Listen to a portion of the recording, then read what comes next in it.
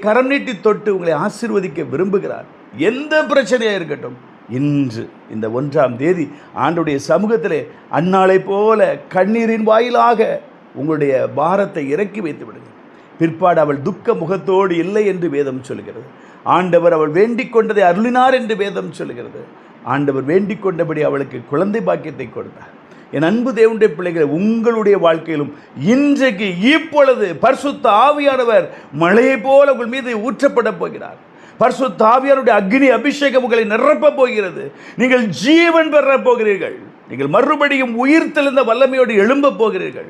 எந்த இடத்தில் நீங்கள் விழுந்தீர்களோ அதே இடத்திலே கர்த்தர் உங்களை உயர்த்தப் போகிறார். எந்த தெருவில், எந்த கிராமத்தில், எந்த பட்டணத்தில் நீங்கள் தலைகுனிந்து வாழ்ந்தீர்களோ அதே இடத்தில் உங்களை தலைநிமிர்ந்து வாழச் செய்வார். யார் யாரெல்லாம் உங்களை தூற்றி தெரிந்த சென்றார்களோ அவர்களை உங்களை தேடி வரும்படி செய்வார். அது இந்த நாளில் அவர் செய்ய போகிறார். நீங்கள் விசுவாசிக்க வேண்டும், நீங்கள் நம்ப வேண்டும். இது கர்த்தருடைய வார்த்தை. இது காட்ஃப்ரே நோபல் வழியாக உங்கள் காதுகளில் தொடிக்கப்படுகிறது. பரிசுத்த ஆவியானவர் உங்களோடு கூட என்னோடு கூட இடைப்பட்டு கொண்டிருக்கிறார். ஆகவே தேவன் சொல்லியும் செய்யாதிருப்பாரோ, அவர் வசனித்தும் நிறைவேற்றாதிருப்பாரோ, அவர் சொல்ல ஆகும், அவர் கட்டளையிட நிற்கும். இன்றைக்கு அவர் சொல்லுகிறார், அவர் கட்டளையிடுகிறார். இன்றைக்கு உங்கள் வாழ்க்கை ஆசீர்வதிக்கப்பட போகிறது. இயேசு கிறிஸ்து மனதுருகி அழாதே என்று அவளை சொல்லிவிட்டு பாடையை தொட்டு, வாலிபனே எழுந்திரு என்று சொன்னார். மரித்த வாலிபன் உயிரோடு எழும்பினான்.